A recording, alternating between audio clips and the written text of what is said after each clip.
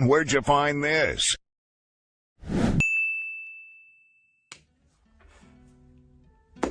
Hey guys, welcome back to my channel. My name is Dariana, aka Not Her Time, aka Your Trading Bestie, and today is a sad day for the trading forex community, as y'all probably already know. If you are not aware of what's going on in the community right now, MetaQuotes, the developers of MT4 and MT5, are in the process of removing unregulated brokers from their platforms. So far, they got in KOT, Hugo's Way, and Hankel Trade, and some others. If y'all are super new in the trading community and maybe you didn't even get into all that broker knowledge and stuff like that, an unregulated broker is just basically a broker that's not going to be held accountable from any other group or association. So like, for example, in the US, we have regulated brokers that are going to be held accountable by the CFTC and the NFA. Since these unregulated brokers are not overseen by anybody, that means you're more at risk of them running away with your money. And you can't do anything about it since nobody's holding them accountable. I was actually doing some thinking, and I was really wondering if the reason MetaQuotes wants to get rid of all these unregulated brokers from their platform is because it's ruining their reputation. And I actually found this article that I'm going to share with you guys in the description so that y'all can read it. But I'm going to just talk about some of the highlights that I saw in the article. Just for reference, this article was written around the time that MetaTrader was taken off of the App Store. But some of the stuff that he talked about in the article, I really feel like relates to why we're going through this mess right now. So one of the things he was saying is, a lot of brokers that use MT4 and MT5 are reputable and, they aim to protect their clients. But there are some brokers that are usually unregulated who cause reputational damage, not only to MetaQuotes, but the industry as a whole. So I'm thinking, okay, possibly a reputational thing, like maybe MetaQuotes is ready to move away from unregulated brokers because they want to be seen as like not this shady, scammy app.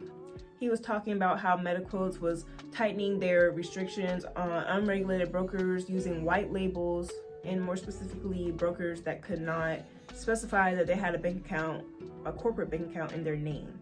But that's not even the most crazy part though. This is what I found out from this article, y'all. So apparently there's this, like, on the management side of MetaQuotes, there's this plugin you can put in called the virtual dealer plugin, and a lot of these unregulated brokers be using this plugin to mess with everything that we already know, like stop loss hunting, changing the wicks, changing the candles.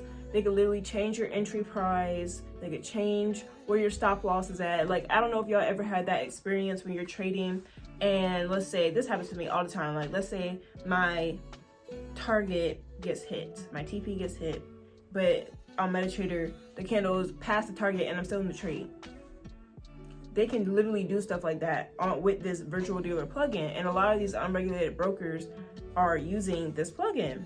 And I feel like this is kind of part of the reason why, like, MetaQuotes wants to move away from unregulated brokers, because a lot of us have problems with these unregulated brokers, like not giving us our money, not paying out, or just being like weird or sketchy. It's just like a lot of like BS that we have to deal with. I did come across one video where a guy was showing somebody else using a virtual dealer plugin while I was doing my research, and literally, like, the guy in the video, not the guy showing the video, but the guy who was using the virtual dealer plugin was literally showing how you could like create slippage and like all this crazy stuff. And in the video, the guy was just talking about, the different types. It's very educational. I'm actually going to link it below. I highly recommend that you guys do a lot of your own research about these brokers and what's the next step that you're going to take. Because you may be wondering, well, how does this affect me? Well, for one, a lot of us, especially if you are just starting out or you're starting out with a smaller account size for your personal live account, we use these unregulated brokers because, one, they don't require you to deposit as much money to start trading, and they have a way better leverage, so it's easier for you to grow a small account to a higher number. And a lot of us don't want to use regulated brokers in the US because they're trash. Like, not even like trash in the sense of like the same way that unregulated brokers are trash, because all brokers, unregulated and regulated, can do some sketchy stuff, which are we just got to keep an eye on every single broker that we use. But the US regulated brokers are especially trash because their leverage is just like usually 1 to 50. I mean, listen, if you have the capital though and you could deal with the 1 to 50 leverage, then maybe you want to go with the US regulated broker. Like maybe it's something that could be beneficial to you, or maybe you don't mind doing. Or if same thing with the unregulated brokers, like maybe you're just gonna keep trading with an unregulated broker because you're just gonna take the risk. But I will warn you, we know that MetaTrader is in the process of removing more unregulated brokers, and we don't know how long this type of process takes. So if one day you just wake up and your broker is no longer on MetaTrader, you have to be prepared to adapt and handle your business, basically, like take the next step. And I feel like that is really what this situation is teaching us, that we as traders really need to be adaptable. We really need to be able to be flexible with the changing times, honestly. But the main reason I'm saying here in front of y'all is not to give y'all this information about the brokers, but to just remind y'all to stay strong, honestly. When we are dealing with these times of uncertainty, when the future is unknown, we don't know like what's to come with regulated brokers, unregulated brokers, MetaTrader, or anything, we tend to get, anxious and overthink. And that's something I deal with all the time, but that is not going to help us in this situation. We really just need to kind of accept what is and be able to adapt and change with the times. Really remember, really remember that there is always an answer to a problem. There's always a way, there's always a path for you to go on. Okay, you could trade with other brokers, you could trade with regulated brokers if you want to deal with that. You could go over to futures, because I hear futures is better with their whole broker situation. Knowledge of trading can be applied anywhere. Everything that you've learned so far is not gone down the drain, okay?